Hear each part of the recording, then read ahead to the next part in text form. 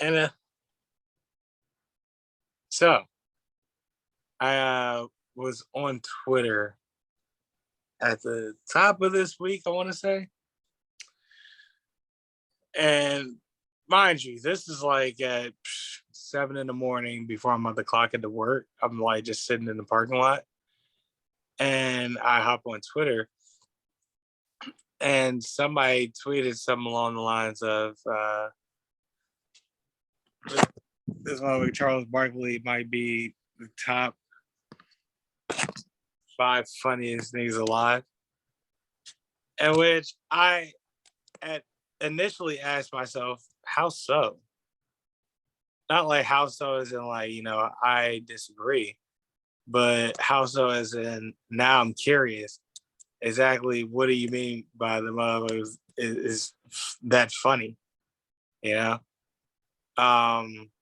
see if I can find the tweet. All right, yeah, here we go. I really think Charles Barkley might be a top 10 funniest nigga ever. And literally the replies and quote retweets had me weeping. You understand? I'm talking about I was bawling in laughter, Kenny. Kenny, why'd you tell me Charles Barkley was just funny? Because I know you knew. Nobody listens to me. You said what? Nobody listens to me. You never told me. I have. I told you he was a national treasure and he was hilarious and need to be protected at all costs. Nobody listens to me. I don't recall. I know you don't, because you don't listen to me. No. This is something I take heat in or make fun of. Did I make fun of it? No, you just didn't listen. You said sure and continued to talk. I definitely don't recall that. I know you don't, because you weren't listening. But nonetheless, easily the funniest shit I saw this week. Period. Like, so, and then somebody in the reply was like, when he goes on a rant about San Antonio women, and I had to think about it. I was like, that's when it hit me. I was like, okay, nah, this motherfucking Charles Barkley is hilarious. They got some ugly women out in San Antonio. Hey, bro, this one Charles Barkley be going in on San Antonio women. San Antonio women be catching strays for no reason, dog. Some of the funniest things I heard that man Charles Barkley say was his rant on Krispy Kreme donuts before Shaq got there. Nah, on the subject of fried dough and San Antonio women, bridging that gap. Yeah, what Joe? He's like, I tried a churro for the first time. Hey, he's like, I get it.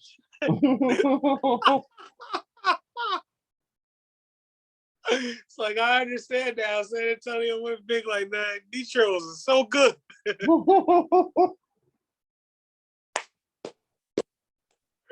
So he said,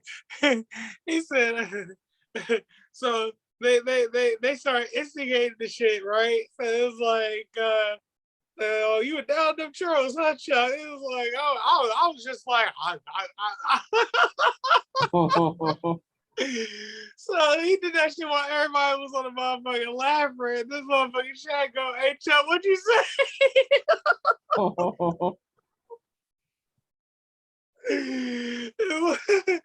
Chuck did it again. Oh my God, he did that a little too well. Bro, hey, son, anytime Chuck say some wild shit under everyone else's laughter, this motherfucking Shaq instigated. Hey, Chuck, what you say? What you say, Chuck? What you say, Chuck? Hey, what he said? What you say, Chuck? So like me and Shaq had a baby. The funny part about it is, right? The funny part is, while Shaq be instigating Chuck, Can he be instigating Shaq? You don't do that, Kenny. And then Ernie will dump teaspoons of gasoline every here and there. Like, but the thing about Ernie is anytime he dumps teaspoons of gasoline, he immediately regrets it.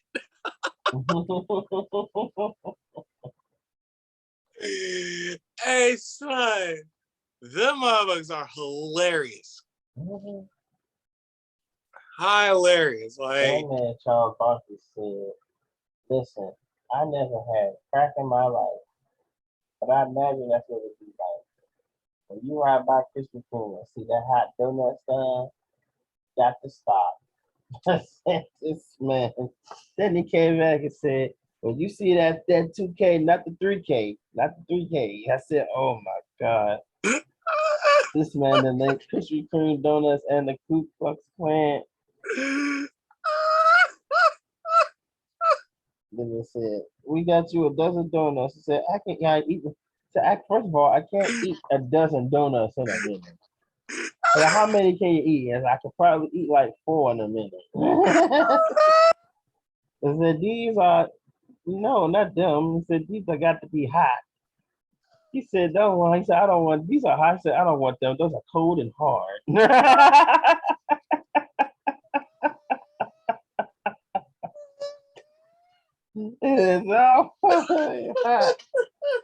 And then that man, he started eating the donut. That man Kenny was like, you know why he can't eat those before the minute? Because he's saving everybody. He eats it like wine. Like he eats it like he's drinking wine. He savors every bite. hey, bro. Hilarious. And then he wasn't saying Krispy Kreme. He was saying Krispy Kreme. Krispy Kreme. Krispy The Kreme. S is silent. Krispy Kreme. Krispy Kreme. And then Ernie's like, I know somebody who you're not gonna be a spokesman for. When you rap about Krispy Kreme, when you rap about Krispy Kremes, Krispy Kreme donuts. Hey. In the commercial, they replace they have the logo Krispy Kreme, but they mark out the S and put an H. Krispy Kreme. Subway keeps refreshing and refreshing. Nah, this one had the audacity to tell Shaq that he was a good fighter. Yeah. That's hilarious. Hey, son, this one KD gave Drake his jersey. It's like Chuck goes, is that a cadaver? Hey, Chuck, what'd you say? He would have had 55. He had a hamburger, and I said, "Nah, man, this one drink is out of control." America, look at those feet, America. America. Oh my gosh. Yeah. Yeah, nah. So I completely get it now. He will be on. He's on TV forever. Just do TV until he passes away. Don't retire. Just keep doing it. Nah, he said he's going to be retiring at some point soon. No, I need him to stay on TV. He's like, I'm in my 60s. Yeah, dude, I'm forever. He sleep already in the halftime game. That man Shaq be recording Chuck every time he sleep. Hey, Chuck. That's what fuck around be the title of this episode. Somebody on Twitter one time said, whole time Charles Barkley don't never do no analysis. He sleep through halftime, wake up and be like, they just gotta play better D and hustle. Yeah. Good work if you can get it. He said, listen, they just gotta get better on. They just gotta get back on defense. Okay, baby. But the bad thing is, it be true. That man Chuck watch one quarter and see the score and say, "Oh yeah, I know what their problem is," and fall asleep through the whole half, and then wake up. It's like they just got to do better on defense. The switches are terrible. Absolutely terrible. That's not how you play in transition. You got to get back on defense. You can't allow your opponent to score. And the ball movement, they got to move the ball around. They can sit there with one hand on the basketball, one person taking all the shots, dribbling. There's no flow to the offense, Kenny. It had the generic points. You're right. Shit that you usually hear in basketball analysis. Stuff that you hear from your uncle at the cookout. Ain't none of that shit happened in the game. New ball, nephew. Move the ball around. You can't talk. Pass the ball around. That's what you need. Your uncle come off the grill. It's 1-on-1, What are you talking about? That's why you're not winning the game. You got to move the ball around.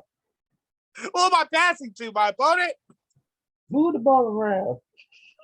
It's 1-on-1 half court. There is no move. And you got your feet flat on defense. Shuffle your feet. Move your feet around. You can't stand still on defense. You got to move around. Fight around the pick. There's no pick. What pick? What pick? I mean, never if you said stay in front of your man. All right, I get that. You know. Keep watch your the hands screen. out. What do you mean watch the screen? Hands out, son. Hands out. That's the classic old head coaching. Watch his back door. It's only one person to watch. Stop it. You in that little red leagues with the old head coaches. All right. Defend. You got to move your feet. Play defense. Hustle to the basketball. Pass the ball around and we'll win this game. All right, go. Team on three. Hey, now, I tell you what. I remember Caleb was in a recreational league, right? He just kept telling him pass the ball. Nah. Caleb was in a recreational league with his friend. And we went to, watch a game one day.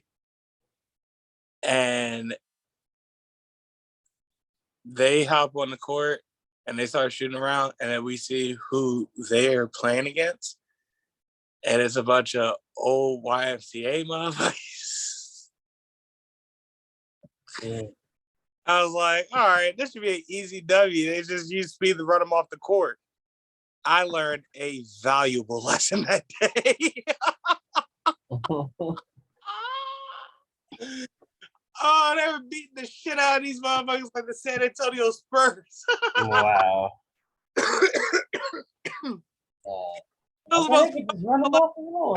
It's the 64 Celtics. They were that old. Hey, bro, I'm talking not like geriatric, like they should be in a nursing home or something like that. I'm talking about not like Jerry West. I'm talking about a lot of them. We're talking about their backcourt. I'm pretty sure were grandparents. Wow.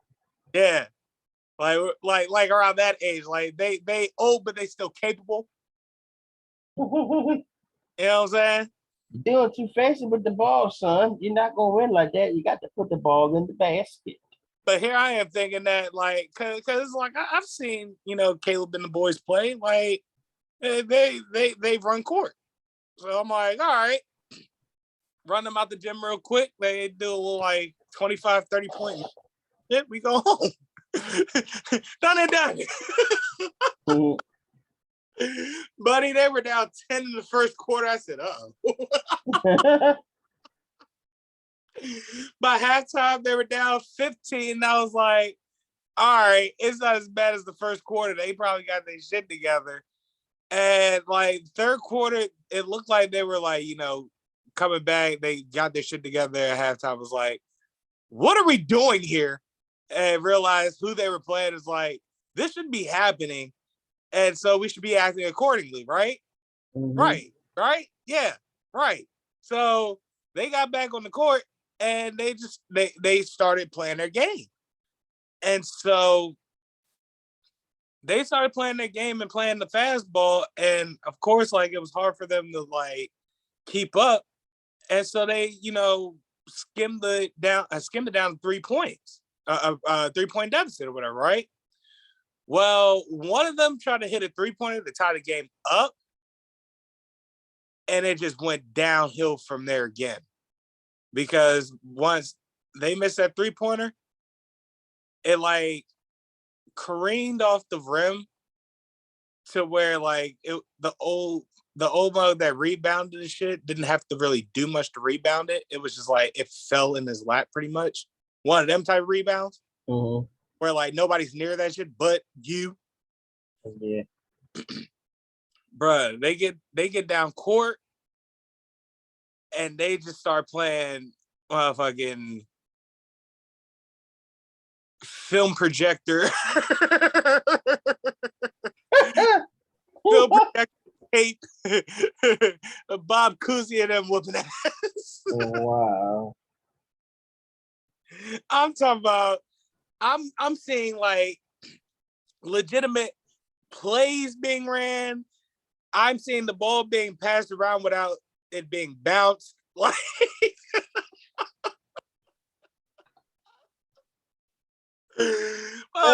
I'm potato with the ball until somebody got open. They run it like every which way to where like balls are running into each other. I said, this is comical. Yeah, he said, I'm seeing film projector of Elgin Baylor golf Cousy basketball. Oh my god. Oh man. They get back down court, Havlicek steals the ball and shit. I said, no, this is going downhill. It's all going downhill from there, Bob. I said, man, Jerry West about to dig in they shit. Oh no, he getting beat by golf shades, boy. Jerry, George, Mikey, and the boys. Boy, still in here, boy. I think it. Yeah, they getting. Getting beat by Elvin Hayes, boy. I forget what the final score was, but it was like around like a 15-point deficit that they lost by in the end. And I was probably the only person in that gym laughing. I would have too. Like that shit was hilarious. Like these motherfuckers were getting beat by Paul Harrison. Like the thing is that Caleb's team, they were better than this team, right? It's not like one of those situations where you beat the shit out of Caleb and he still claims that you're not even that good. Nah, like these motherfuckers weren't really that good for real. It's just that nothing was going inconsistently for Caleb and them. And then the old motherfuckers like utilizing skill over speed, pretty much. Son, that shit was crazy, dog. Like Pete Marinovich busting y'all ass from downtown. That's crazy. That is crazy. You getting your ass busted by Billy Cunningham, bro? Stop seeing. I did get beat by Lane Wilkes.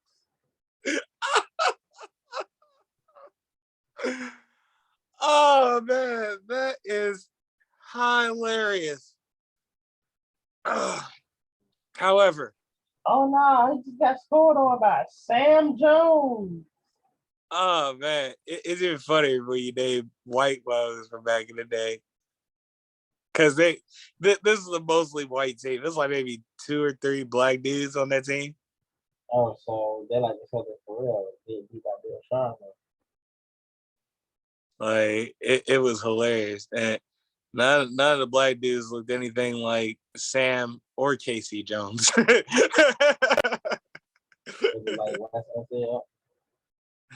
or nor Wes Unseld, nor an Elgin Baylor out there. Yeah, nah, they were out there.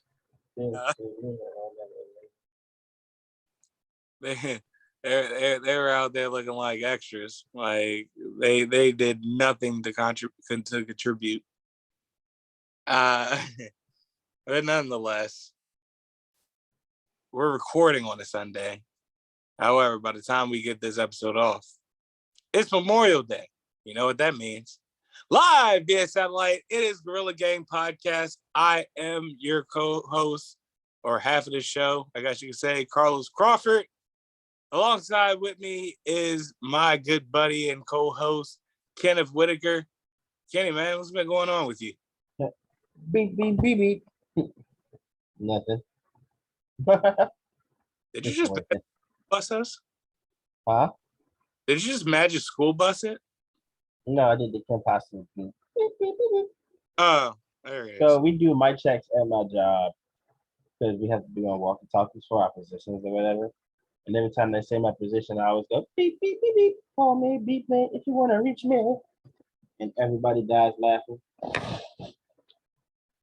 I do the Joel Santana ad lib. Really annoy people. Like real sharp and quick. Yeah.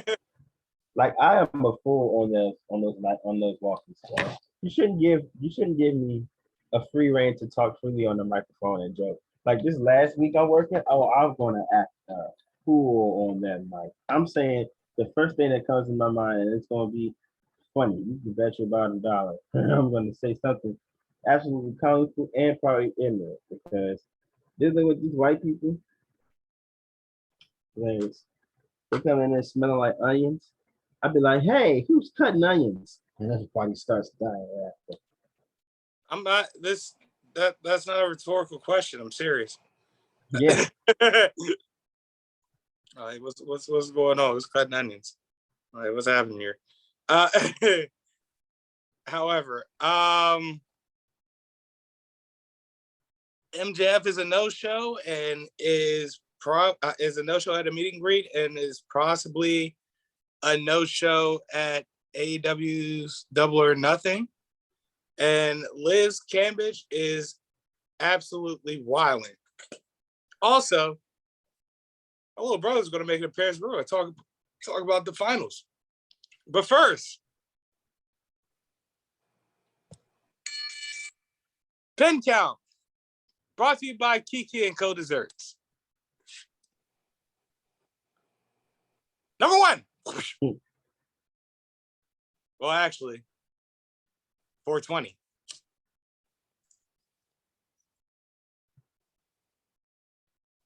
Now, number 1.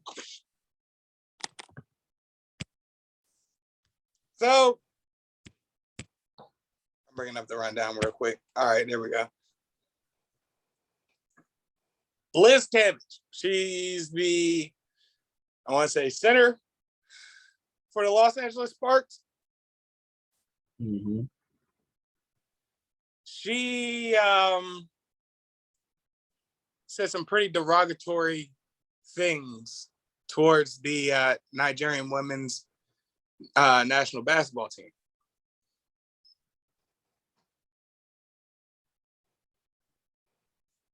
Real nasty things, Kenny. Okay.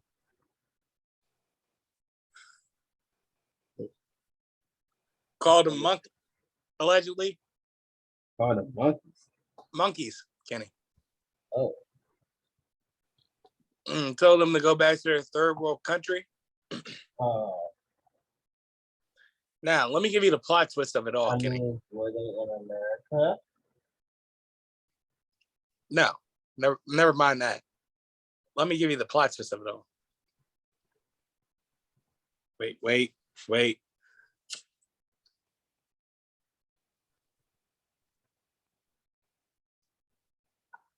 Plot twist.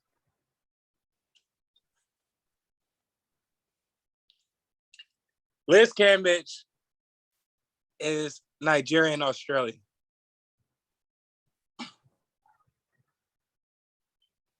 I guess she thought because she was in Australia, mostly she was comfortable Australia. Well, I believe she represented the Australian national team. But again, she's half Nigerian. Oh, like Bill Simmons. And the self-hate is palpable right there within itself. However, I can't remember what she's done previously, but this isn't the first time she's acted up like that. But this is probably the most heinous. And it's like, how do you support the LA Sparks if you're a Sparks fan? If you know you got that on your team, like, what does that say about your team? Pretty much.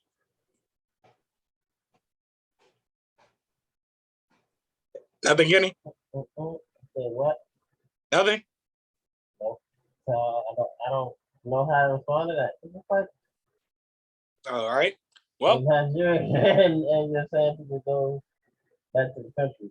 I think it's funny, but not funny enough to like die laughing at it. it's not funny. Like, I don't even have a redeeming quality about it. It's just not funny, Kenny. Like, you're pretty much projecting hatred for yourself upon, other women. That's why it's funny because I guarantee you, like, if somebody else was to do that, you know what I'm saying? Everybody would just be upset. But for some reason, I feel like possibly a lot of women aren't as upset. I don't know very much about it, so I can't really speak on it. So I'm just giving you what I would assume. But I don't know. I just think it's funny that she's Nigerian and telling Nigerians to left in the country. That's like Nigerians telling me to go back to Africa. But the only difference is I've never been in Africa. Or a white person telling me to go back to Africa. I never been there. You know what I'm saying? So I go back to a place I never been to. I mean, yeah. But on the other side of the fence is like, xenophobia in general is pretty nasty. Like, no matter who's it directed to, who's from where that's directing it towards, like, it's just like when you hear about it in general, it just makes you cringe. It's just like a added personal effect when it's an American or a Black American, so on and so forth. I don't know. While we're on the subject of the WNBA, Asia Wilson is that Workington. And my mom on my hood, she look fine, she look good. Man, listen. If I still have it in my likes, because I'm pretty sure that I liked it.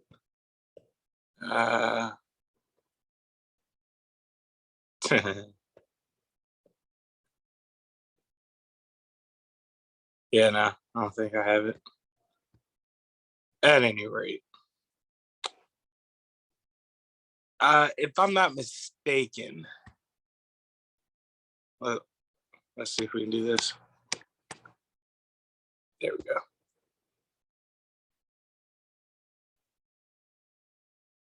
True. I did not know Nina Westbrook was a forward for UCLA. Learned something new there. At any rate. Yeah, so 1,000 career rebounds. And if I'm not mistaken, 500? If not 500, like 100. It was in the hundreds. Steals for Asia Wilson in her career. And she's only 5 years in. I told her that. Did you now? Yeah. All she had to do was hustle. Play better defense. Hey, what'd you say, Chuck? Look like me and Shaq had a baby.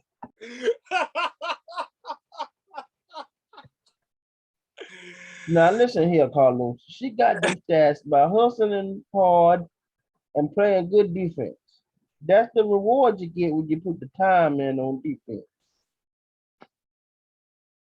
I can't with you. Number 2. So there's been a report that MJF has left the Double or Nothing venue and was boarding a plane to leave Vegas. Double or Nothing pay-per-view is, as we're recording, this evening. And MJF was supposed to go up against Wardlow. Now, if you've been paying attention to this MJF and Wardlow rivalry, you'll, on one side of the fence, feel like this is a work. Like MJF's trying to just get out of fighting Wardlow. But on the other side of that fence is like, yo, you've done everything you can to build this rivalry. So like doing this kind of would like defeat the purpose of this rivalry if you're not going to accumulate it at a major pay-per-view. So it's like he may be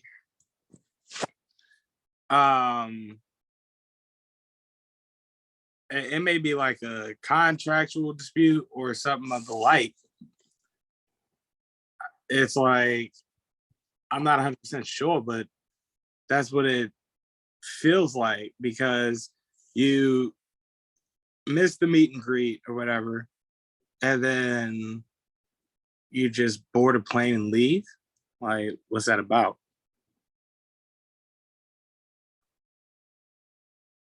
I feel like that's all work still.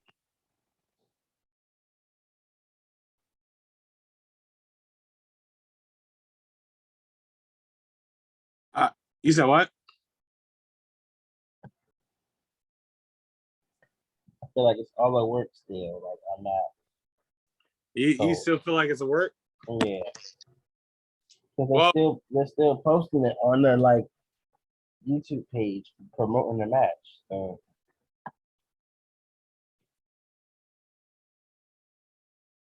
So what?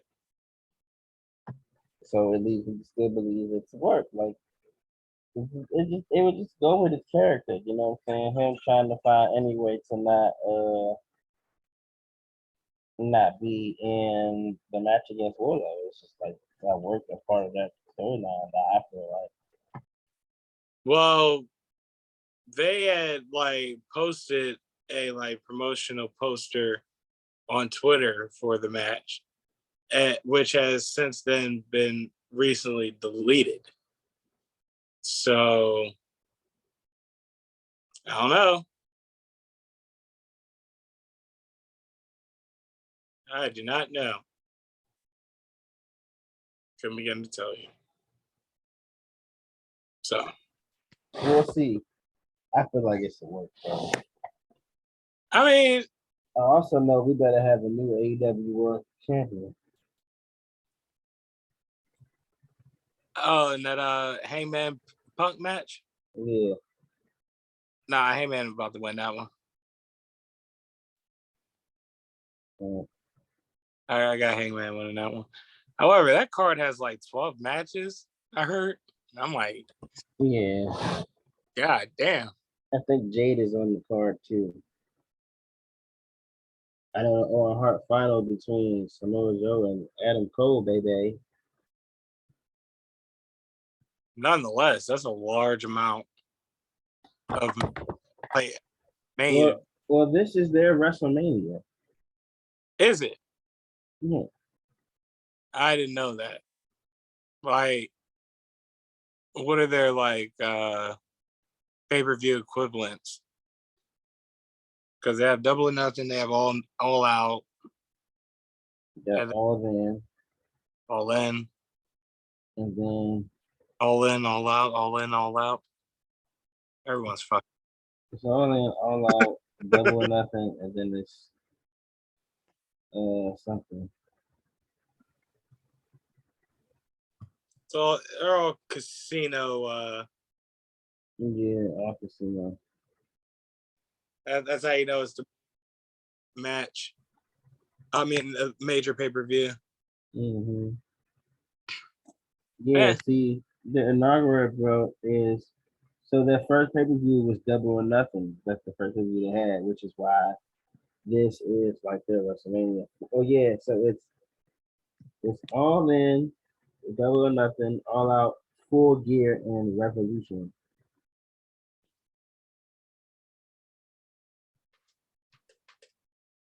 Huh.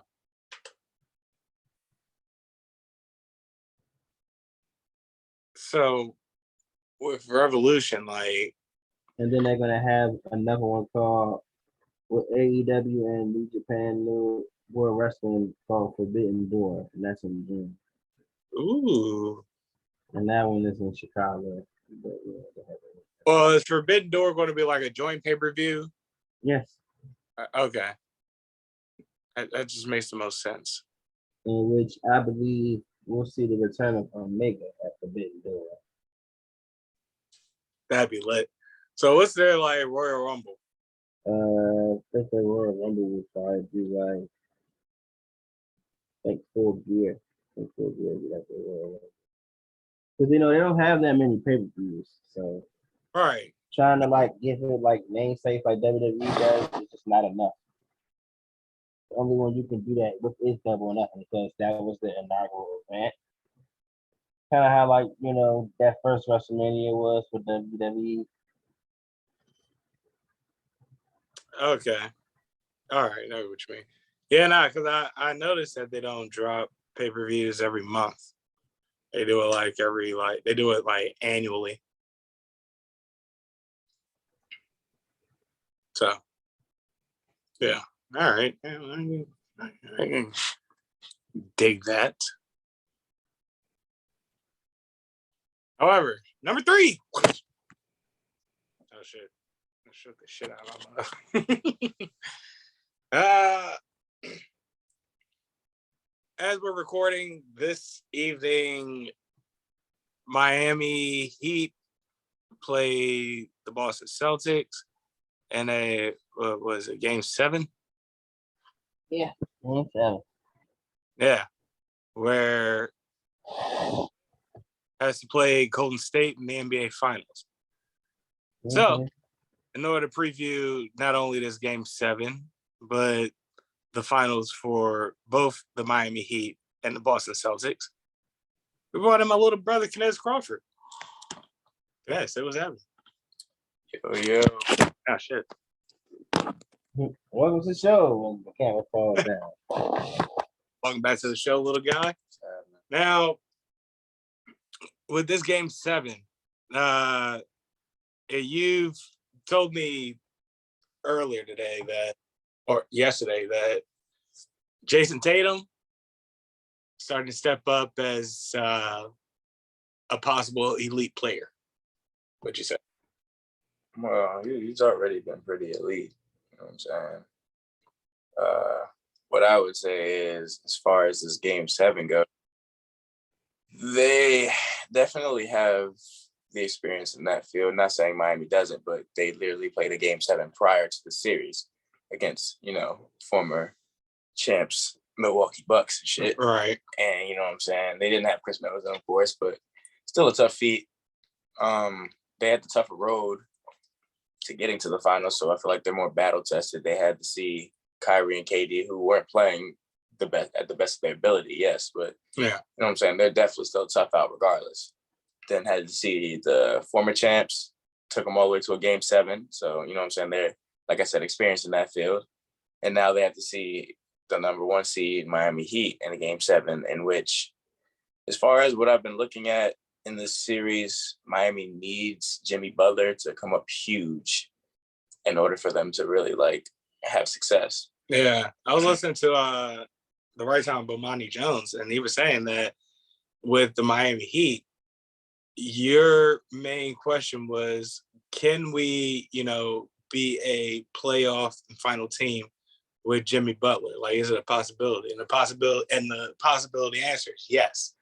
However, the main line is that they need Jimmy Butler in order for that to happen. You know what I'm saying? So it's like, you get a good game from Jimmy Butler. Is there anybody for Miami that can possibly step up as well? Or is it like Jimmy's just been dragging them, kicking and screaming to the finals? Well, I mean, I don't know, man. They have Max Strus, who, you know what I'm saying, he's a decent shooter, but he's been inconsistent. They have I think his name's Gabe Vincent, who, you know what I'm saying, you will give him like anywhere between 10 to 15 points.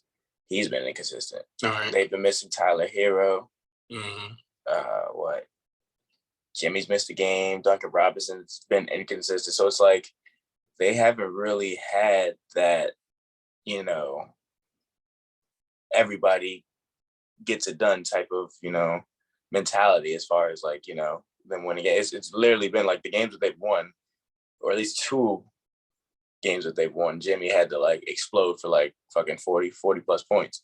All right. You know what I mean? Set a new career high and score and playoff scoring the other night with 47. So, you know what I mean? Like, it's one of those where it's like they're definitely going to need Jimmy to go crazy. And it's like, I'm not saying Jimmy's incapable of doing such, because, right, you know what I'm saying, when the moment's big, high, intense situations, he typically, you know, plays pretty well in those environments. Sure. But I feel like Boston has more weapons that could step up in this game 7.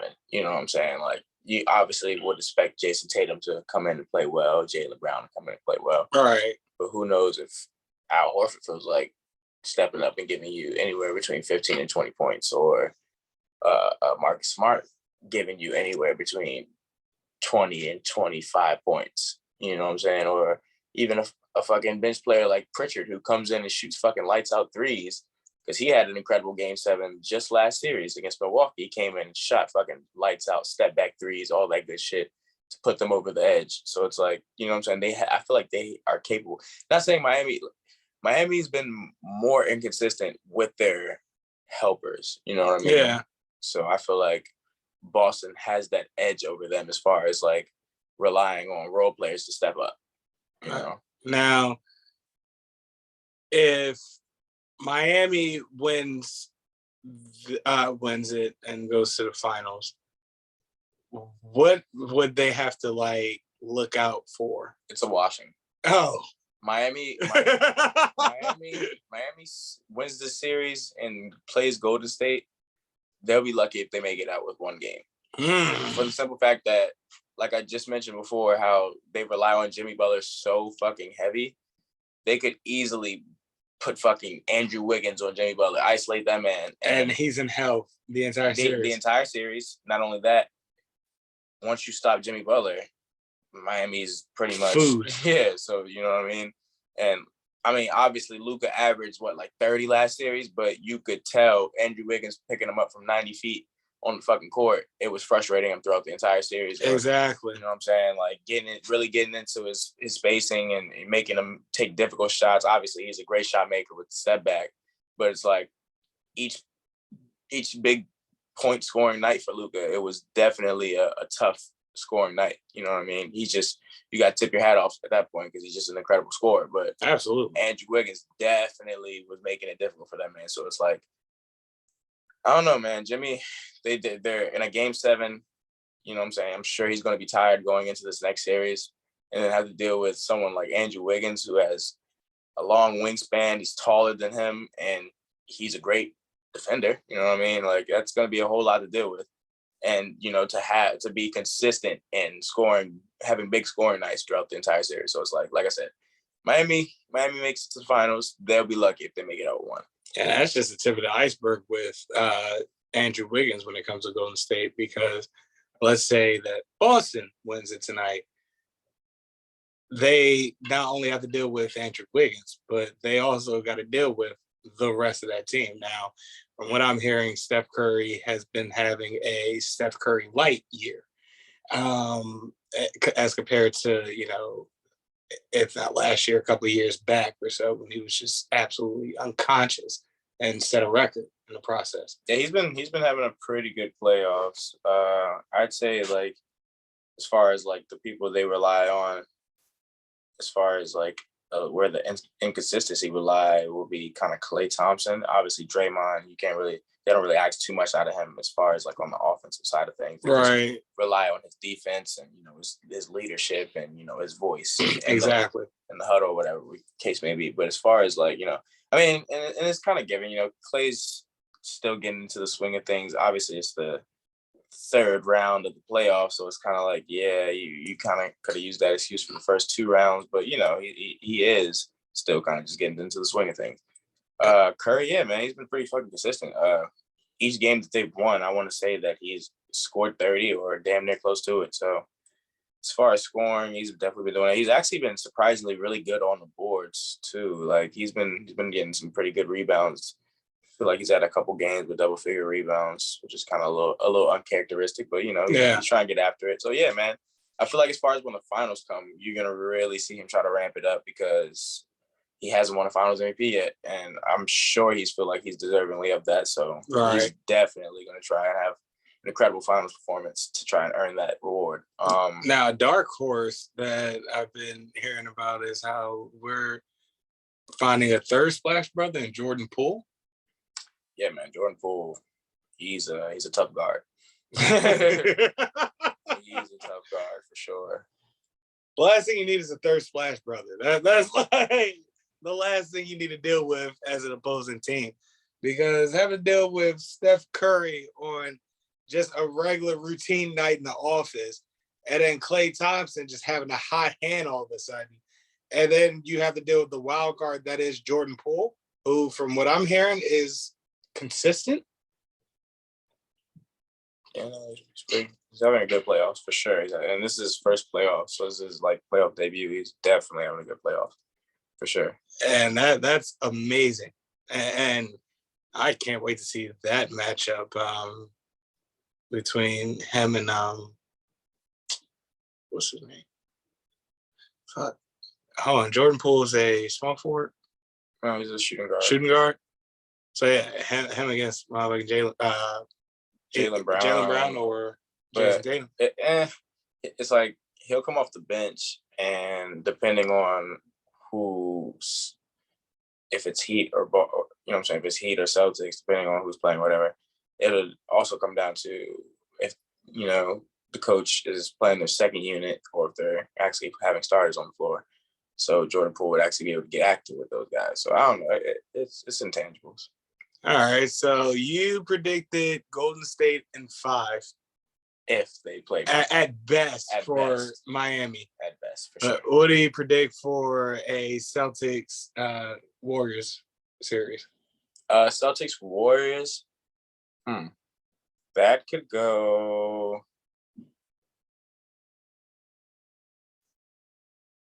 I say that could go 6 games. That could go 6 games. That sounds exciting, actually. That could go 6 games.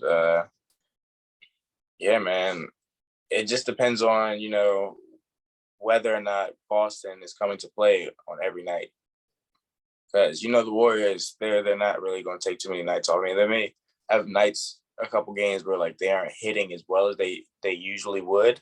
But them being such a fucking veteran team, they understand that if the shot isn't going in that well, now we're just going to take it into the paint and, demolish you with these layups, these backdoor cuts. We have other options. You know what I'm saying? Like they understand how to win a basketball game. They understand how to adjust when something isn't working for them. They know how to adjust and find out what is going to work for them. So they're just a very hard fucking team to beat with that. That veteran mentality, veteran leadership. So it's like that's, and then obviously the fucking firepower they have. So it's like all around they're just a great fucking team, and go ahead. So would you say that they know how to play defense and hustle, as Charles Barkley would say? Boy, a little bit before we open the show about Charles Barkley about him being the top 10 funniest thing ever. Yeah. And those videos that we watched. He sleeps during halftime and wakes up with the analysis that they had to play defense and they have to hustle. Hey, so Kenny goes, they say that he sleeps during the broadcasting of the college basketball games. And when they meet him, he just wakes up and he just says like the generic shit that you usually hear in basketball analysis.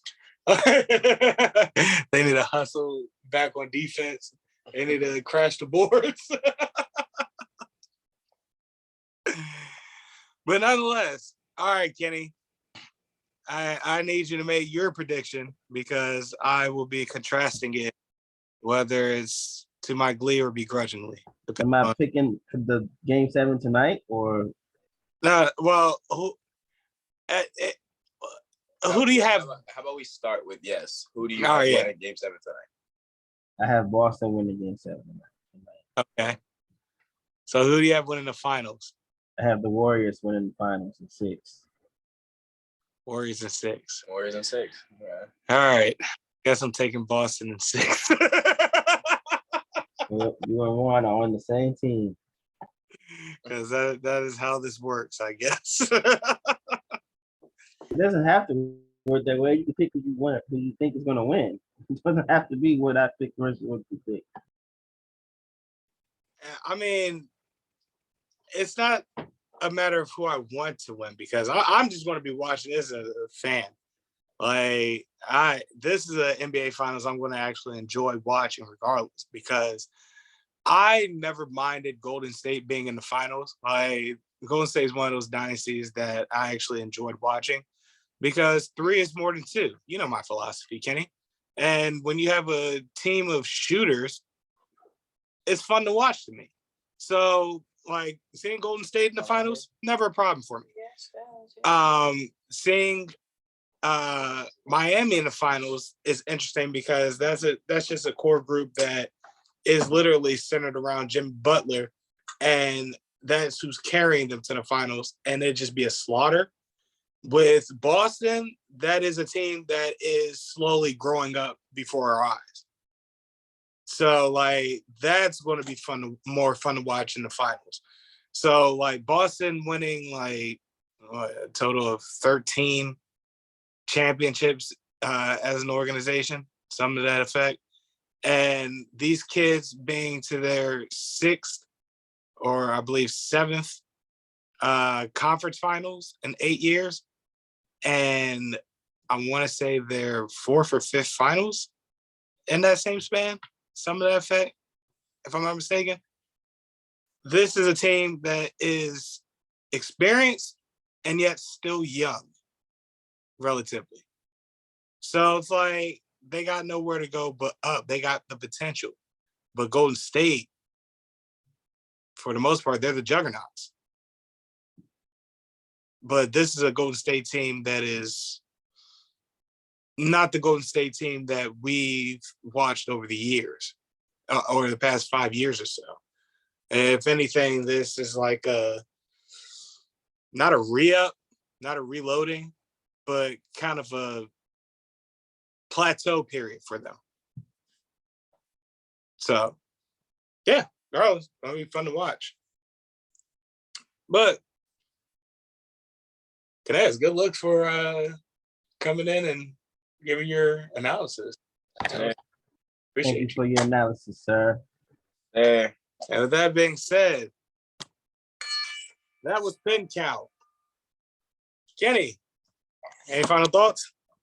Remember to hustle, play good defense, and always ride by Krispy Kreme donuts. Hey, hey, Chuck, what you say? Look like me and Shaq had a baby.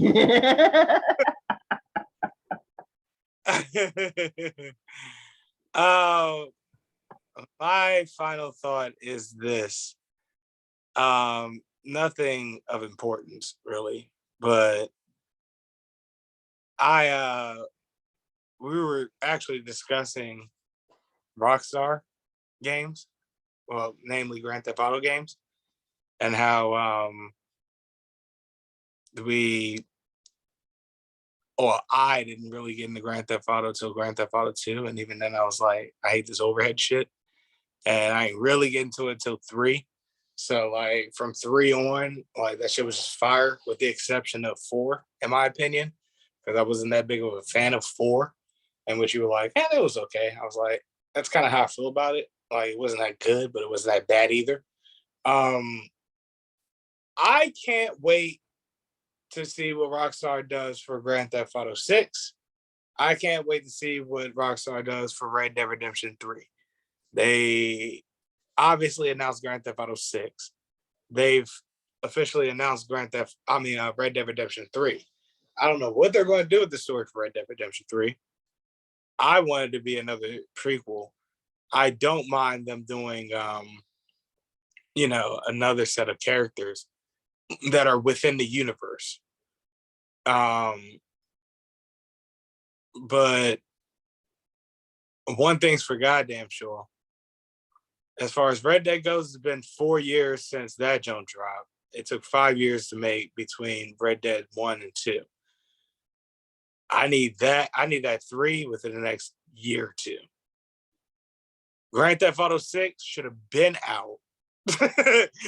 We still don't 100% know what the fuck they're going to do with that game. All we know is that it's coming at some point. Don't know when, but at some point. And honestly, we're a bit,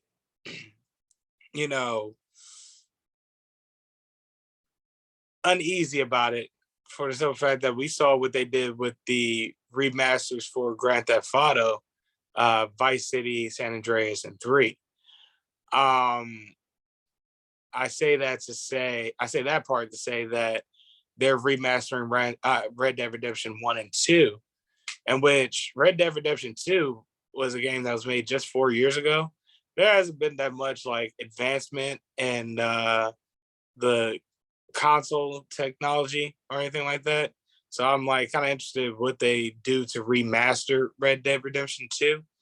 But Red Dead Redemption 1 remaster sounds like it's going to be crack.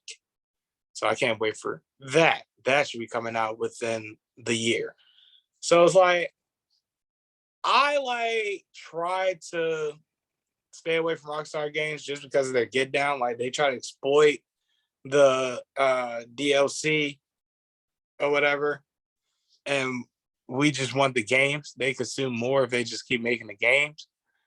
But then not only that, they kind of treat their employees like shit. But that's the gaming, that's the video gaming industry. Like it's a very fast-paced occupation, to my understanding. Like there's deadlines that need to be met, and they're short deadlines. So it's like, yeah, sounds like hell. Like I don't know if I'd want to be a video gaming developer anymore. I'm rambling, but my point is that I want to see these games that I like legitimately thoroughly enjoy, because I'm only a sports and like racing gamer. So I only play football, basketball, baseball, racing games for the most part, and some hockey. I don't play anything much outside of that. Like I have some games select, but Red Dead Redemption might be my favorite game that's not a sports game of all time. And I'm excited to see what they do for the sequel or prequel of 2. And as far as Grand Theft Auto goes, well, everyone loves Grand Theft Auto. And it's like, how do you top 5? Because 5 was really good, if you ask me. I don't know. What say you, Kenny? I don't know what they're going to do with Grand Theft Auto 6. I don't really have no games that I'm really excited about like that. Well, except for maybe Jedi Survivor. That's only PS5. That don't look nice. Huh? I saw a trailer for that. That don't look nice. Yep. And guess what? You can get it. You probably won't. But you could.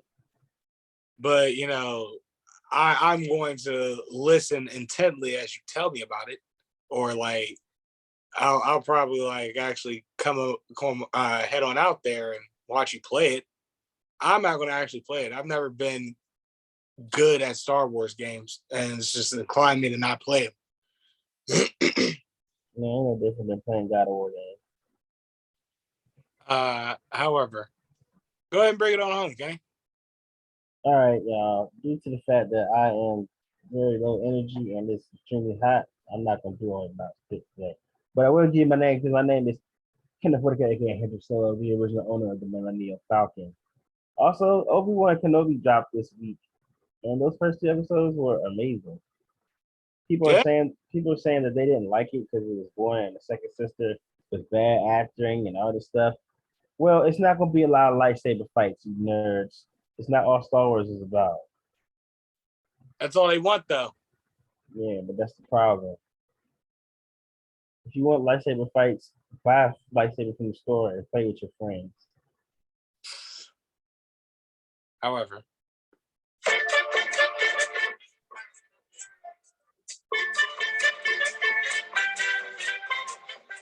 23 skidoo, 24, 25. Lightsaber fight with their son, Han Solo. He's dead. I killed him. Oh shit. Here we go again. AKA Last Black Jedi. Do not there is no try. Like if you try me, I'm gonna make you watch Obi-Wan Kenobi, and once you had something and respect something other than just lightsaber fights. Okay. I said while doing the lightsaber sound effects. That's fine. AKA Mr. Ghostly Vodka. 1 bottle of spermicidal lube. Yes, 1 bottle of spermicidal lube. These are high school girls. They're not dried up old ladies. They're good to go.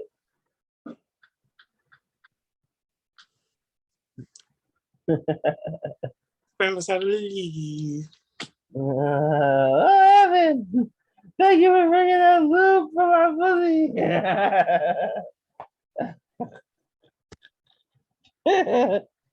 I can't take a bottle of lube.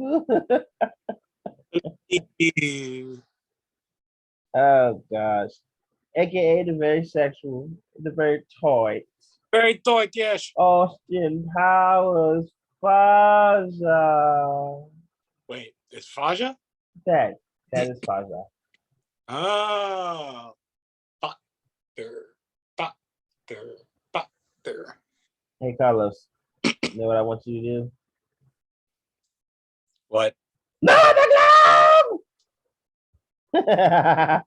Oh! Release the meteor! Oh, no way! Oh my goodness. And AKA Vincent Kennedy Black Man. Yeah! Now that the bloodline holds all the belts, this is a perfect opportunity for you. Painful to see Dwayne come back all oiled up and greasy, just like I like him. And I like all my strong men like that. So I can't wait for the opportunity to put them all in the same ring.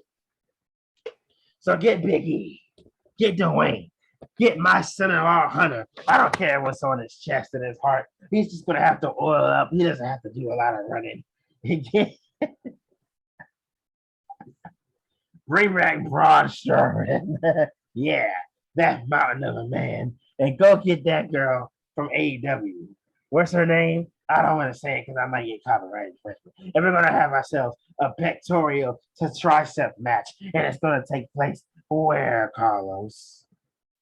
In your office? In my office. And each one that shows the biggest triceps and the biggest pectorals, even though one has a slight advantage over the others, it's going to go ahead and reach for that proverbial brass ring. And you, people, are going to get the taste my lethal dose of poison that I'm going to inject to each and every one of your minds because you're going to once again think that WWE is a superior product because, yeah. People are incapable of change, and you're just going to always be stuck in your ways, wishing, hoping, and praying that the Attitude Era returns. Well, I got a surprise for you. People, Austin's not coming back again because I hate Austin.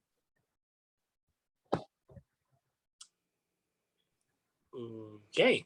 So to bring it on home, my name is Carlos Crawford, aka starting at number 1 in the Royal Rumble, it's Chin Music Charlie, aka Oh Stone Cold. Can I tell you a story? What? I want to tell you a story. What? A lullaby. What? A chain of events. What? Excuse me. What? Did that hurt? What? I'm sorry. What? My apologies. What? I didn't mean to hurt your little ribs. What? You know what I'm going to do, ladies and gentlemen? What? I'm going to tell you what I'm going to do. What? I'm going to express myself. What? I'm going to verbalize. What? I'm going to communicate. What? What I'm going to do What? is kick this some bitch What? every time you say what? What? What? What? What? What? What? What? What? What? What? What? What? What? What? What?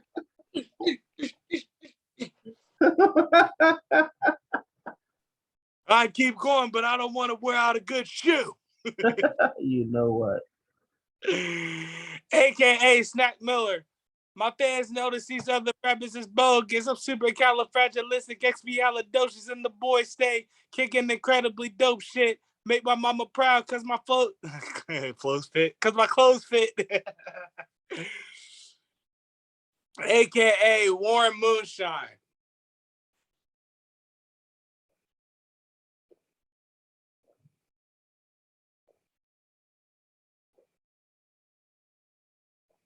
Don't worry, if it's a lame duck, it's gonna get to you. Or like in that general area.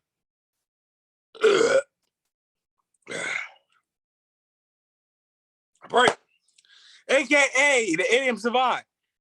These promotions be putting themselves into tight corners these days. It's crazy. That's the idiom. Tight corners, man. Or to put it away, AKA Haystack West. Quite a view. Indeed.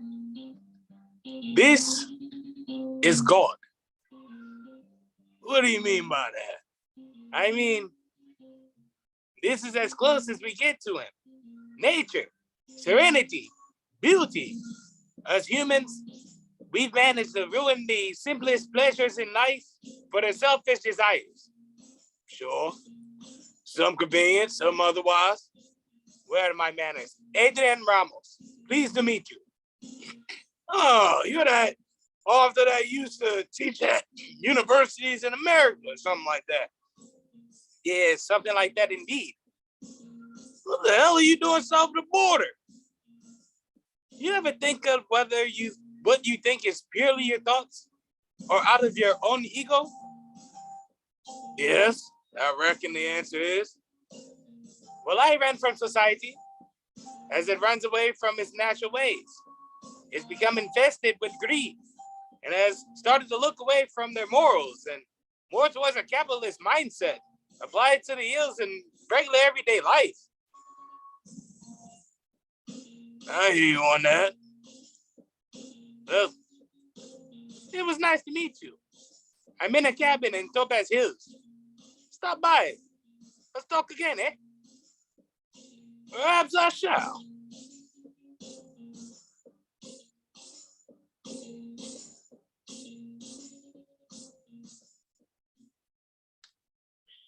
And ladies and gentlemen, that was episode 180 Holy shit! Really? That's crazy. Like us on Facebook. Subscribe to us on YouTube. And above all else, of course, ladies and gentlemen, watch the product. I got my eye on you. You're not watching our stuff. I'm gonna super kick you in your jaw. For Kenny, what is it? What? I'm Carlos Crawford. No. It's been done 180 episodes of this podcast. You still can't get my name right at the end? I stuttered. All right. I'm sorry. I feel so underappreciated co-host. My own co-host don't even know my daggone name. I know your daggone name. I just had a stutter. All right. What is it? It was a brain fart. What's my name? As I was saying. What's my name? For Kenny Whitaker, I am Carlos Crawford, and we are off this. What's my name? We have. I